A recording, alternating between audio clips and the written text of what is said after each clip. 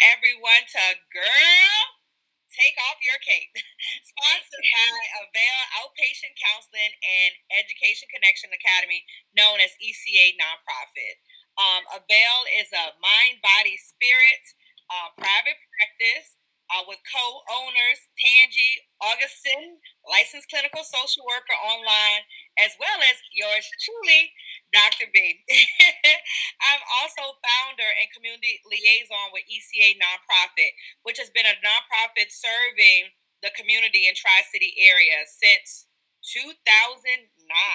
Since 2009, our focus is on decreasing risk associated with childhood obesity, as well as increasing awareness about mental health.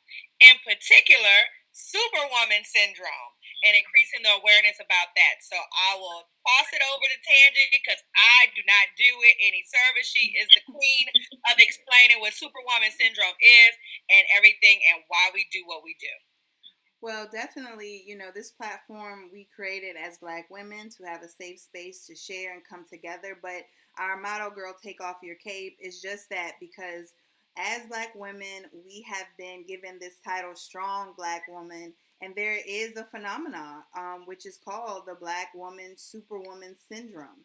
And it's okay to be a superwoman and do all things, but it develops into a syndrome when we decide that we are doing everything for everyone, but then we are leaving ourselves behind, and that's causing distress emotionally and physically, and that manifests later to depression, anxiety, and so much more. And so we wanted to use this platform so that we have a safe space to drop the cape and talk to other phenomenal women about different topics that all tie in and relate back to, again, how we are super women, but how we can safeguard against developing and experiencing Superwoman Syndrome. And so this is our safe space that we hold space together each and every month, bringing on different women with their different expertise or topics that they just feel that's near and dear to them to discuss. So, Tammie, without further ado, we wanted to definitely bring you on because you have a wonderful platform and you use that for other women, all walks of life, to share their stories. So I'm going to turn that over to you so that you can properly introduce yourself. Tell us about who you are, what you do, and about your thoughts in terms of Superwoman Syndrome, and then you can take the floor from there. All right, thank you. So thank you for having me. Like I could promote and say like the dynamic duo because that's what I think of y'all. Like y'all are just like so awesome. I actually was just speaking to you about y'all today. Like I was leaving my the school that I'm at, and we were talking about counselors, and I was like, "Have you heard of Avail counseling?" Like I'm always talking about you. Also, I'm hoping that the people I send to you actually are coming to you. And I know you don't have clients right now, but still, I'm still shouting you out.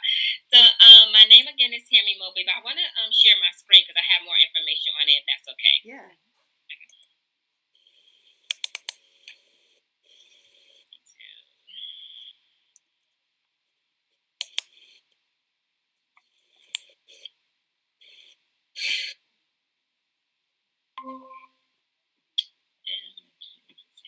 Awesome. So can you see my screen okay? Yes, beautifully. Thank you. Okay. So thank you again. And of course, everyone knows me as a voice for survivors. Again, like you said, I do have a radio show called Beyond Survival with Tammie, where we recognize, empower, and support survivors. I'm the owner of Flaws and Perfections. And the reason why I named it Flaws and Perfections is because I feel like as women, sometimes we are flawless on the outside, and we have so many imperfections on the inside. I think we try to cover it up with lashes and makeup and things like that, but there's things that's going on inside of us that we don't actually bring out to the forefront. I am a certified woman empowerment coach. Like I love working with women and teens. I'm a consultant for Mentor Virginia, which a lot of people don't know. Also, is that I'm actually hired through Mentor Virginia to do training for youth development organizations, and I also provide one-on-one consultation for any youth development organization. Hello. Okay, please mute your mic. Okay. Hello. Can we get Please mute your you mic. to mute your mic? Yeah, I can hear you. Can you mute your mic? Is that me, or y'all can still hear me? Yeah, it's someone trying to that get joined. I'm trying to mute them, but they're mute not your muted. mic. Okay, I'm sorry. There we go. I am the United States of Women Ambassador for Virginia, and what that is is an initiative that was started under the Obama administration that fights for gender equality among all women. I am a certified teen life coach and founder of Real Girls Responsible, Empowered, and Loved. It's a character and leadership development program for teen girls with a strong emphasis on healthy relationships. And just became a business mentor for VCU. Awesome. Okay. Go, Tammie. Yeah. So, in addition to all of that, I'm a mom, right? So, all those titles that I wear, I'm also a mom. This is my family. We are a blended family. No one looks like this anymore, but I didn't want to show their, pictures right now. But no one looks like this. I'm a mom as well. Awesome. So we're talking about the Superwoman Syndrome. Before we go into that, I wanted to play this. So I told y'all before that I was hyped today, right? So I'm going to play my video here. It'll come up. Yeah, wait a minute.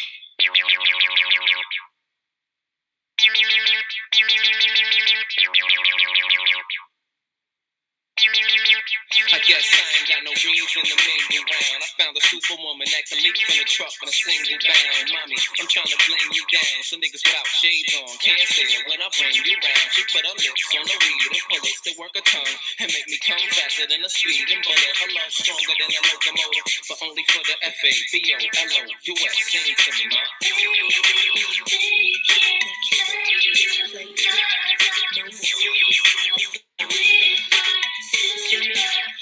Got the X on my chest.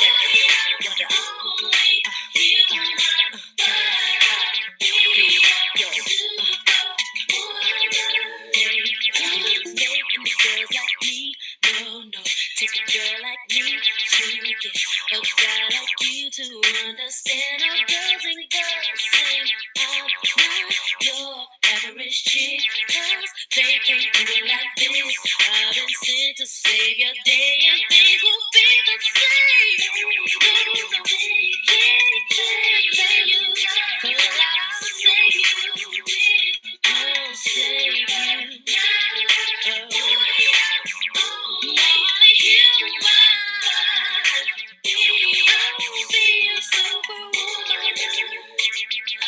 I told you once before, you ain't gotta look up in the sky, 'cause the girl you need is right before your eyes. Yes, I'm sick of all these bros, ain't got nothing to stand for, 'cause with me you won't fall, no baby. Baby, won't let them play you. I'm here to save you from them.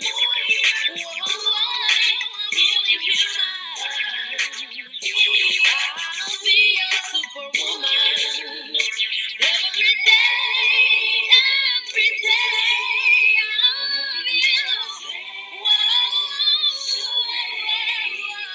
you. They can't stay, and I'm here.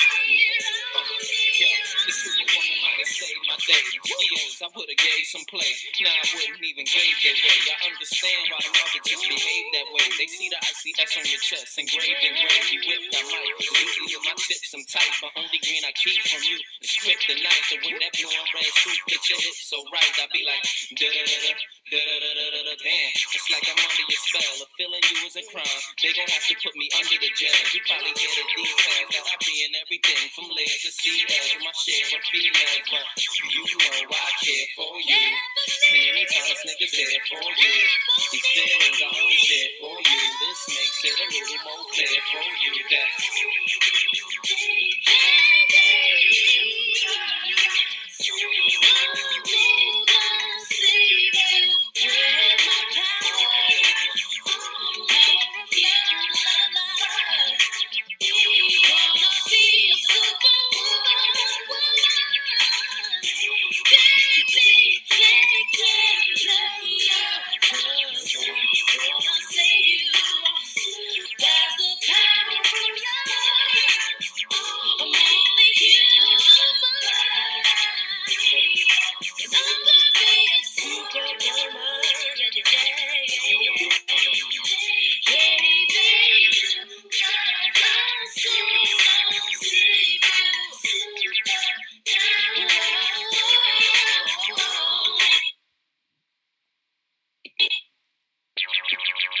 Girl back. Yeah, I'm trying to get my. Okay, so I thought that was appropriate. Like when you were talking about what is a superwoman, because there's certain things that she said in that song. Of course, she had the S on her chest also, but she was like, "They don't make no chick like me." Right? They don't make no chick like me. I'm not your average chick. I'm here to save you. I'll be your superwoman. But one of the things that was most important to me when I was listening to it, she said, "I'm only human." Right? But she's saying I'm only human, but she's still saying I could do all this other kind of stuff. And how many of us we sit there and say I'm only human, but we're still doing all of that stuff. We're still trying to be Miss Save the World. We still have the S on our chest. And the reason why I went through all of my titles is to show you that's exactly how I am, like how I feel. Like I have to be like the superwoman that's doing everything, and I have all those titles on. In addition to being a mom, in addition to being a wife. So, what are the characteristics of it for the Superwoman syndrome? According to Medical News Today, one is a perceived obligation to present an image of strength. I am a domestic violence survivor. That's why I'm called the voice of survivors. I even had a contract with social services earlier in this year, and it was called Survivor Voice. Like, ironically, I didn't even tell them that, but the name of it was Survivor's Voice. So, because I'm a domestic violence survivor, when I'm speaking to a lot of people, if I don't tell them that and I actually say I'm a domestic violence survivor, they look at me like, "You don't look like a domestic violence survivor." Right? Why? Because I'm wearing the S on my chest again and I'm showing that I'm strength because I have to be the voice of everybody. Or I feel like I have to be the voice of everybody and taking everybody else's stories on. Number two, a perceived obligation to suppress emotions. As a domestic violence survivor, 1 in 3 women are affected by domestic violence. So what happens is when we are in a situation like that, we are suppressing our emotions because no one else on the outside, we don't want them to hear everything that we're going through. Either because we're going to stay with that person or because we're feeling like, oh, they're going to judge us. So we suppress a lot of emotions. The third one, a perceived obligation to resist help or to resist being vulnerable to others. Don't know how many women feel that way, but I know I feel that way sometimes that I resist the obligation to ask for help or even being vulnerable to say, okay, I don't want to show that weakness that I need something, right? Motivation to succeed despite limited resources. So we're always scrambling, trying to get something, right? To make a little bit out of a molehill, right? Trying to grab everything. And prioritization of caregiving. I just showed you that I was a blended family. So that means that I'm not only taking care of my kids, but I'm taking care of someone else's children as well. And we become a blended family. I don't say step because I feel like steps are things that we step on. So I don't call my kids step. I say we're a blended family or I say they're my children. But still, being a caregiver, not only to that, to my kids, but I also was a caregiver to my ailing father. So those are the characteristics of a superwoman syndrome. In addition to what Tangie was saying, all the things that we carry on us, especially as Black women, that we want to have that image of strength. We suppress the emotion because we don't want to seem weak. And especially if we have children, you hear, I don't want to what my kids to see me crying. So we cry in the bathroom or we cry in our bedroom. So we're suppressing those emotions. But again, I'm the voice for survivors, right? So here's the thing.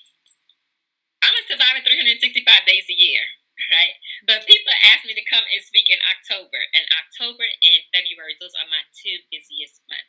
October because it's Domestic Violence Month, and February is because it's Teen Dating Violence Awareness Month.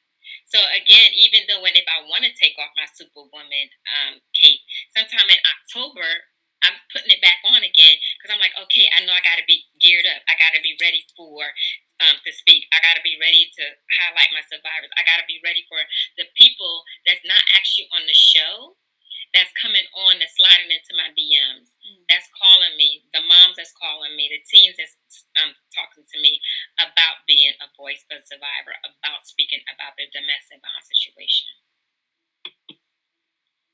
So then what happens? Right? I go through everything and I'm being a superwoman and I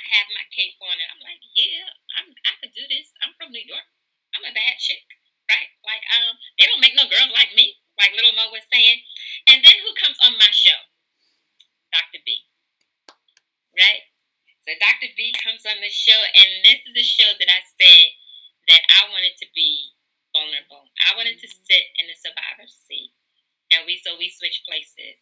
And some of the things that she told me is that, you know what, you got to be there for Tammie. I did not have the opportunity. My father died, and I did not have the opportunity to really grieve over him because I was still being Superwoman because I had that cape on. My son, I'm taking care of my son. I'm doing my business. My business took a dive a little bit because of COVID. So there were so many things that was on me, but I was still like, yeah, I'm gonna go ahead and still do this.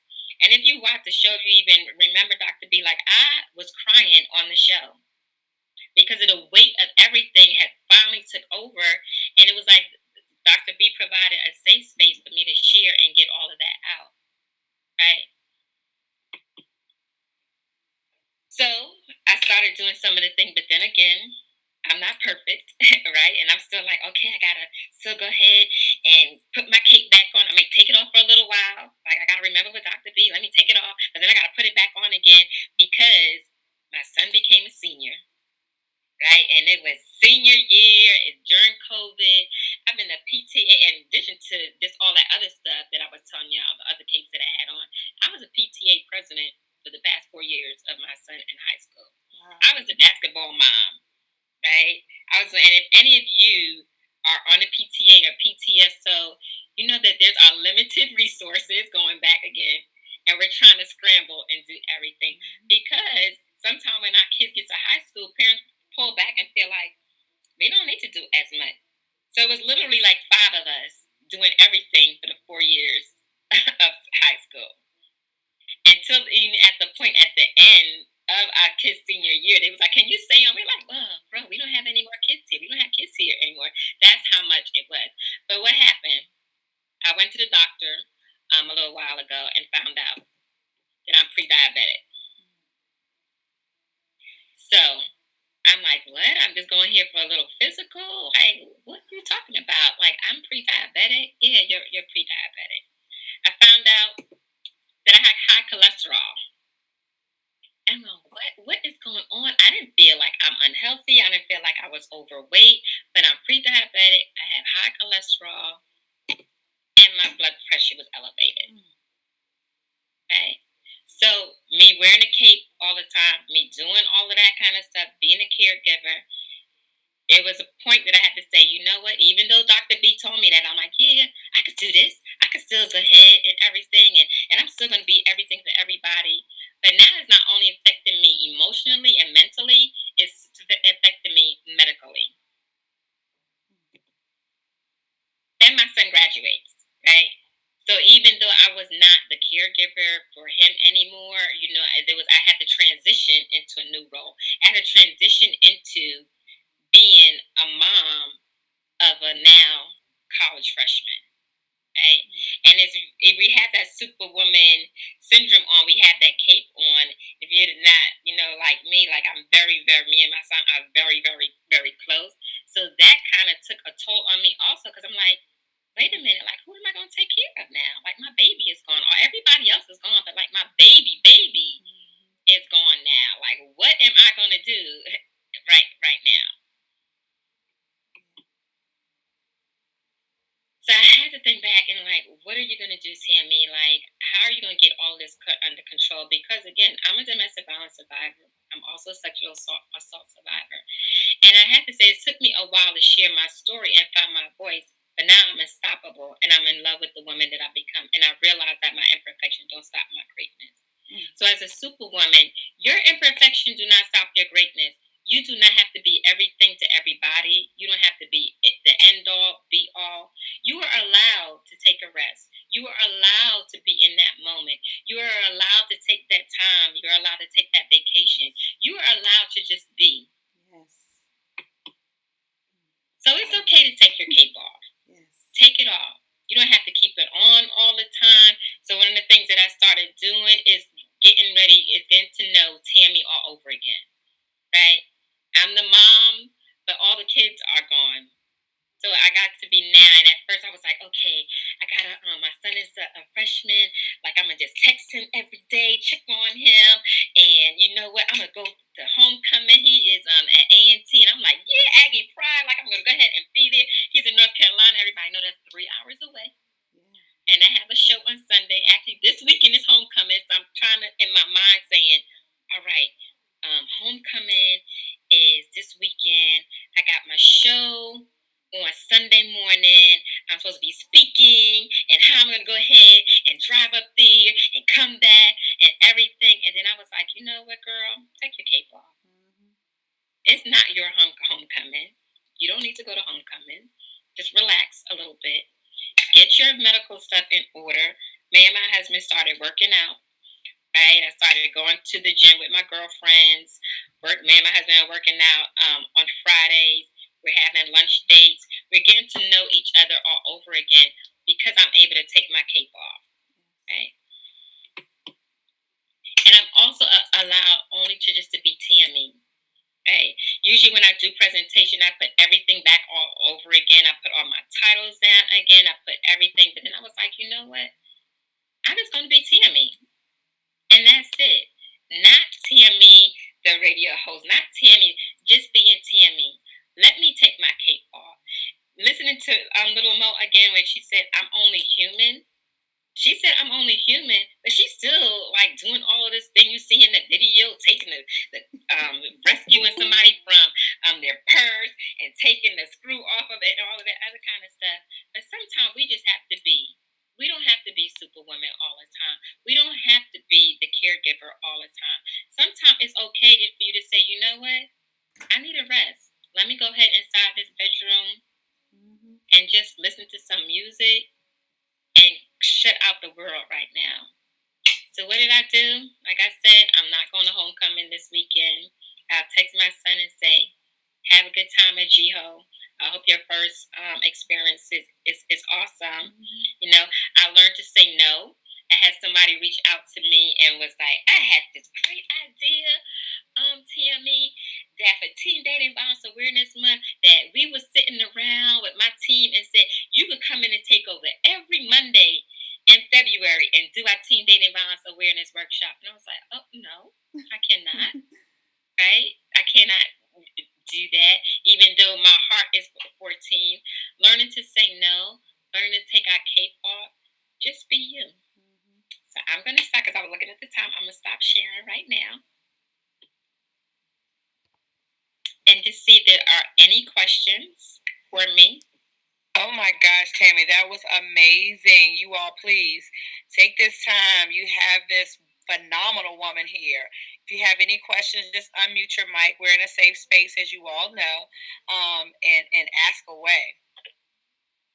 Yes, I am here. I know it's quick. If I talk fast, it's because I'm a New Yorker. No, it was actually really good and a really, really great pace. Yes. Yeah, I appreciated the slides and everything that you tapped into and tying it into why we're here to prevent Superwoman Syndrome.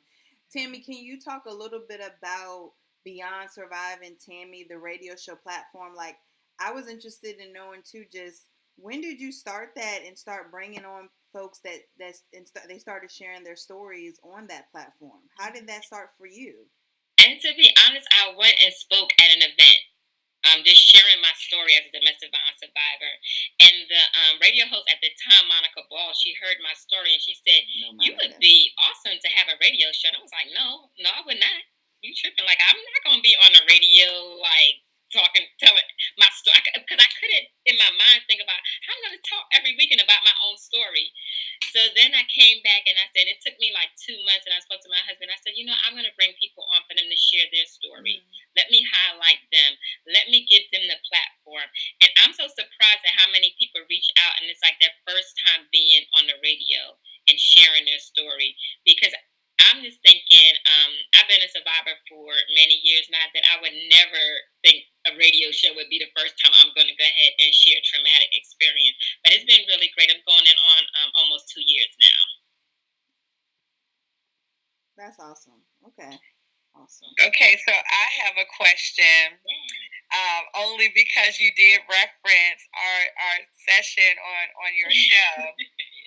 what have you done specifically in regards to doing your homework, Miss Lady? Because you had some major projects going on at that time when we talked. I remember you just got a contract for something and you were explaining it, and you were grieving, of course, over your father, and taking that, trying to take that time. What was some of the key things that you can tell everyone on here when you finally, yes, you got the medical report, Yeah. that was your epiphany, but how did you start that transition? How did you start making the steps that you're doing now? Like you said, you have the date night now, you have all those things. What was it? What were the steps that you took in order to start and get motivated to change your lifestyle and to become say no and have create those healthy boundaries for yourself? And like I said, one of them was you, right? Like I do believe that we need to have other people in our lives to tell us stuff because when family is telling you things that's really close to you, you're like, yeah, okay. Because I'm telling you that I was a cupcake queen. Like, I love cupcakes, right? And my husband is telling me, like, you need to stop eating those cupcakes. And I'm like, whatever, whatever, whatever. Until I go to the doctor, right? And they tell me that. And then even when you came on the show and you provided a safe space for me to share, because I'm listening to everybody else all the time, and I'm trying to make sure that that I provide a safe space for them.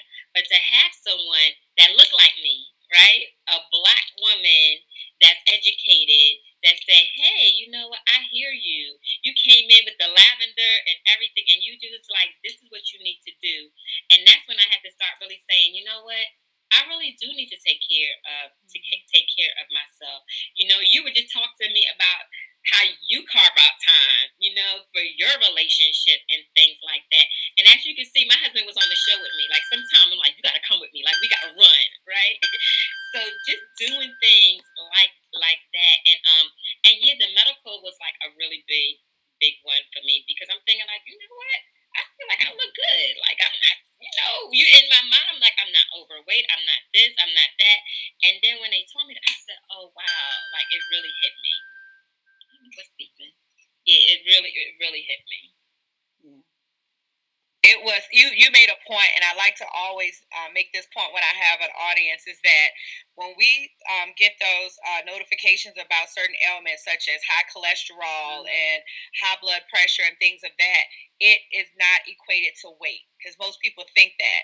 And I have a lot of aunts who are skinny as a rail, who are pre-diabetic. And I have a colleague that is she actually is very thin woman, but her stress level is off the chain, and she has high blood pressure all the time. So I say that to say, you all, please take those preventative care measures to go. You were going for a wellness exam, but then you found out those things. Stress, you all can lead to those other things and those other ailments. And you'll start seeing those things physically. That's when I say it's really a mind, body, spirit connection. Absolutely. Because physically, outwardly, your body then what? The high blood pressure, things like that. You become fatigued, you become tired, and things like that that you won't notice, but you need to be very in tune to your body to ensure that you know when to get checked. So thank you for that, sharing that information because you said that, and I hear that all the time. Say, well, and then too, Tammie, another thing that you said that was key. You said that you didn't feel like any of that was wrong, and that's because guess what, you all, our autopilot is on. Okay, so if you've always had that coping mechanism of keep on going and also keeping on moving and keeping yourself busy, but also too helping others and pouring, that is essentially almost like a coping mechanism that your body now is that fabric, and so it's just automatic on automatic pilot of that. That's why I feel crazy when you rest and take a day off. You get, and it shouldn't feel that way, right? But that's because it's ingrained in us like that. So that's why you didn't feel that, initially, that all of that may have been underlying things there because you're so programmed on autopilot to keep moving. And I also wanted to say, when my son left, like I was saying before, like how close we were, and I was a PTA mom and a basketball mom, and we were doing everything. Like when he left, I felt literally Like my husband was like, I could see the difference in you because I was so used to doing so much and doing everything for him. Like over the summertime, like we took all the kids that graduated to a trip to Cancun for a whole week. Like it was like 50 of us. Like this year, we just went on. We was just like we gonna ball out, and we just took them on a trip. So when he left, literally my whole demeanor, like nobody could tell because of course I had my cape on, so you see me on social media like smiling and everything all the time. But I really felt like I was going through like a little depression mode because I was thinking like I the Superwoman Syndrome, the caregiver. Like I'm not being the caregiver right now, so I really have to go ahead and go through the motions and listen and say, "He's good. He's growing up. It's time to do Tammie now." Absolutely, yeah. And being okay with that, because I think we all experience from time to time mom guilt. We either out the house or in the house, or either we decide to go out and leave them in the house. We be having mom guilt, and we try to create things for ourselves to do, and it's like you said, just rest, just be. Yeah. For those of you joining us, any comments or questions for Tammie? Like the teacher and me will allow appropriate wait time. There's so much, y'all know that word, appropriate wait time. We'll pause for a little bit, allow you to have that time. But if you all do not have any questions, I want to thank you, Tammie, for coming on. And look, I said, oh my God, October is a busy month for her. But we want to thank you for giving us this time. We always love to help to just to hear your story and I wanted to personally too see how you're doing and everything. And so thank you so much for coming on. Do you have any upcoming events or anything like that, Tammie, that you would like to share with the people here, the participants here? I actually don't at this time. Like, good for you. Take the cape off. That's the only thing. I'm speaking on Saturday, but like I have not even been pushing it too much. And I'm not gonna lie, October has been a busy month for me. Like I've been running the whole time. But I'm focusing a lot on my girls program mostly because I'm like, okay, I'm getting old, like, and I'm trying to get like the younger people to go get involved with this. So I have some plans for January 2022. One of the other things that I did was plan a little bit better. Like I have guests always booked until the end of the year. And when you all asked me that, I think you were saying that when you came on, like how far in advance that you book people, and I was like, that's a doggone good idea. Like, let me go ahead. We book people a year, like 6 months to a year out. So we had the whole 2021 plan, like around springtime when we Right, so you're not even stressing about, okay, let me find somebody there, at that time. So that's what I did. I got everyone booked to the end of the year, and it just gave me a little bit more time also, like to just say, okay, I know who's going to be there. If someone cancel, like even now, like my husband, I was like, okay, if somebody cancel, this is what we going to do. Right. Because I've had that, because I deal with survivors and I deal with people that have a variety of issues. I had someone that was coming on for anxiety and had an anxiety attack and did not come on. Whoa, right? Okay. So there's certain things that I have to put in place that I was just going. Like I was just like, okay, I'm just gonna go with the flow. But just listening to you and other people and other things, and it helped me a lot. Yeah. Good. So let me ask you, Tammie. So how do people connect with you to say, hey, I want to share my story? And then when they share their story on your radio station, where does that air to? Who's seeing it? How far of a reach, I guess, for people that might be interested after watching this and learning more about you, that they might want to come on and share their story? All right, so Beyond Survival with Tammie, thank you, is on every Sunday on Rejoice 101.3 FM 990 AM. It is a live radio show. A lot of people think it's a podcast, so it's actually live because I have people reach out to me from different states, and I'm like, you got to be here to come in. So you could reach out to me. You can send me an email at Tammie, TAMMIE, at flawless-imperfections.com. What I do is give you an intake sheet. So So, and I asked you to go ahead and fill out some information just so I could get a better idea of who's going to be on the show so I could formulate my questions. But I also know that sharing trauma may be a trigger. So I say share as much as you want to at that time because I don't want to re-traumatize someone there. While they're on the show, what we started doing for this year, we do the after show. I think we did the after show with you also, Dr. B. But we do an after show. We upload it to a podcast. We upload it to YouTube. We take pictures, and that's all of yours. Like there's no charge for survivors to come in and share their story.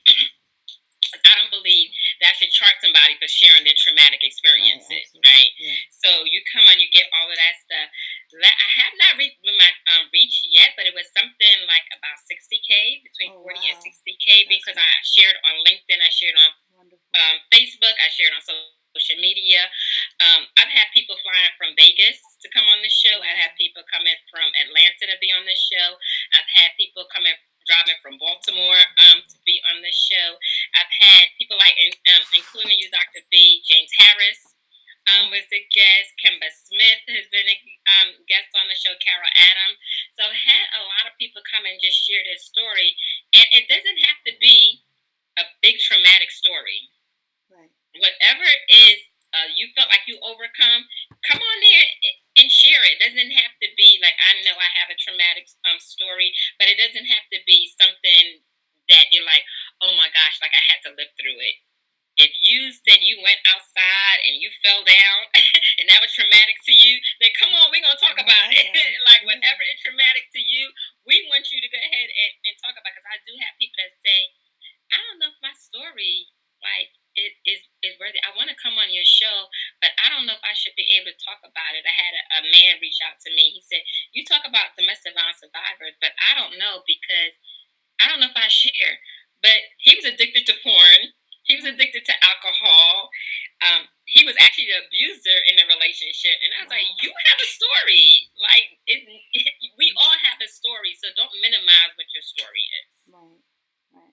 And I think it's always important to just understand, like, sharing one story is twofold in that it helps the person as they share to just reflect and understand what's happened to them, how they felt, how it's impacted them, what the lessons they took from that, what they used in moving forward with their life and not letting it dictate their life. And I think on the other end of that, it helps other people feel empowered and gain strength and confidence and then coming forward and sharing their story.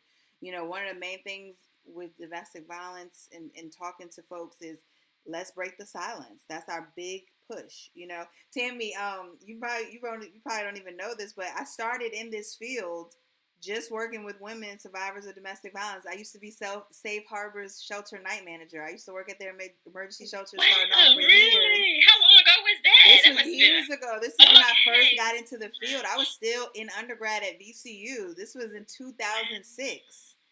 And that's how I stepped into the field. That's all I ever wanted to do. But then I kind of saw just bigger pictures and different things. And then I started working with in-home counseling, skill building. And then obviously later my goal was just to do therapy. But I initially started out wanting to do social work to work just with survivors of domestic violence from personal experiences, witnessing it during my upbringing.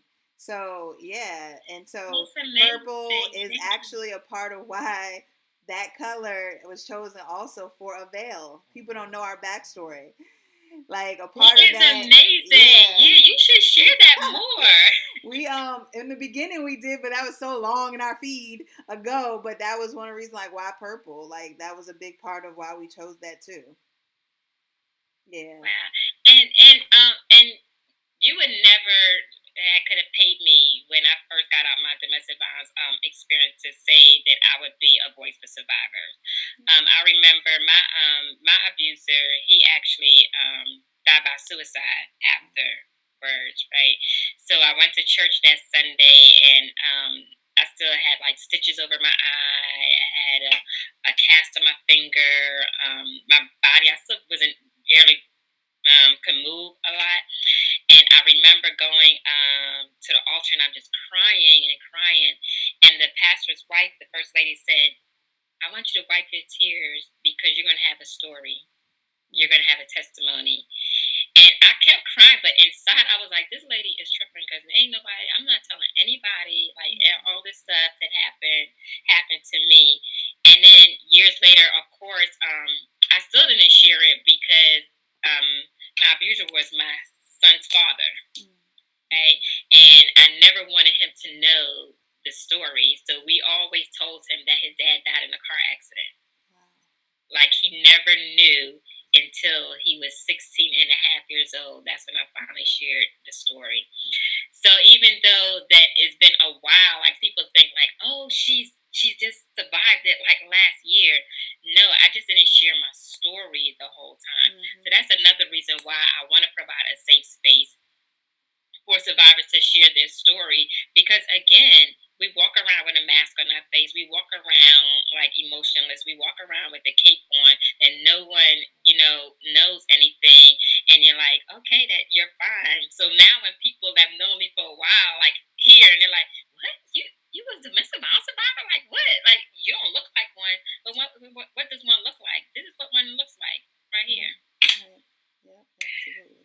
But thank you so much, Tammie, for sharing your story and being brave enough to share your story so that you can give voice to others, to inspire them to keep moving, maybe to get out of their situation, or just to give them just hope.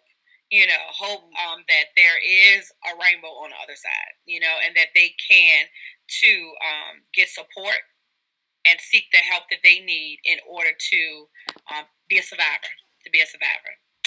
Well, and I know we're running on time, but I also wanted to say that not only women, but like I said, October and February are my busiest month for teen dating violence awareness. And I'm in the schools talking about healthy relationships. And you'll be surprised how many teens are saying that they're in toxic relationships. Right? There are so many that's saying that, but they're saying they're in toxic relationships, but they're laughing about it. Like, Miss Tim, yeah, I'm in a toxic relationship. Like it's a joke. And I'm like, this is not really a joke. Like you are in a toxic relationship.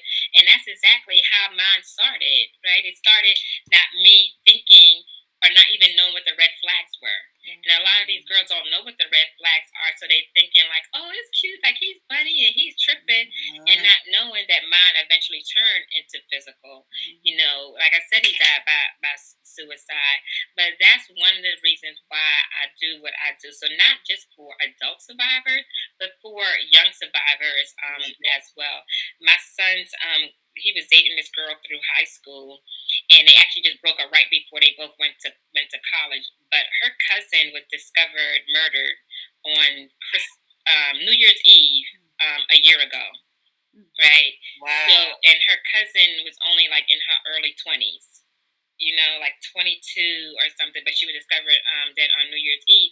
So it's not just for, adults. Like we have to educate our youth also on what a healthy relationship is and for them to take pride in themselves. And that's, remember, I know that Tangie came in and spoke to my girl. That's why I had other people also to come in and you did a mindfulness activity for them to know their self-worth, for them to feel empowered. Because again, they don't want to listen to their parents, but if we're bringing people in and then pouring into them and empowering them, they will know their self-worth to say, I'm like, when they say in a toxic relationship, they're not going to laugh about it anymore. They're going to be like, you know what? This is it. Like, I'm recognizing the red flags and I'm going to stop right now. Yeah. So your youth program, I definitely want to get that out of here, is... especially because if someone has kids or whatever in Richmond City Public Schools, are they able still to be a part of your program, Tammie, or? Yes, so I was just at MLK today. I'm already at MLK for one class. And last week, there's so much going on with Richmond Public Schools. So last week, we actually was our first class. Okay. And I had 7 girls. I went there today, I had 18 girls. Oh, wow. Yeah, so we're working to give me another class because they want to expand it to 25 girls. So if you are a parent at MLK, I would say go ahead and reach out to communities and schools because that's who I'm partnering with, community and schools. And next up, we having this partnership that you get in there. I'm going to try to cap it at 25. I'm also at Henderson Middle School. That is on Thursday afternoons. I'm there, and I'm still doing virtual programs programs with Next Up, and that is every Tuesday. I'm also in works to do some programs for Henrico County public schools. And prior to COVID, this is not for them, but I was in a correctional facility as well, doing programs in a correctional facility at James River. Okay. We're at our little 10-minute window. So I see it. So I'm going to definitely put all the contact information, and this will be reshared to YouTube so others who missed it can catch it. And I'm going to put all the ways that people can stay connected to you. And hopefully someone will be inspired to come on your show and share their story. So thank you so much, Tammie. Thank you for everyone. Yes. Thank you for everyone who joined us this evening. And just be sure to follow Avail Counseling on our social media channels. Next month, we have in the chat, I think, Shara, you just put it. So next month, we have in November, Taniqua Matthews. She's CEO and founder of Women Achieving Victory Everywhere nonprofit organization. So each and every month, we have dynamic women just like Tammie coming on. Definitely continue to join us, and we'll see you guys next month. Bye. Thanks, everyone. Thank you for having me. Have a great night.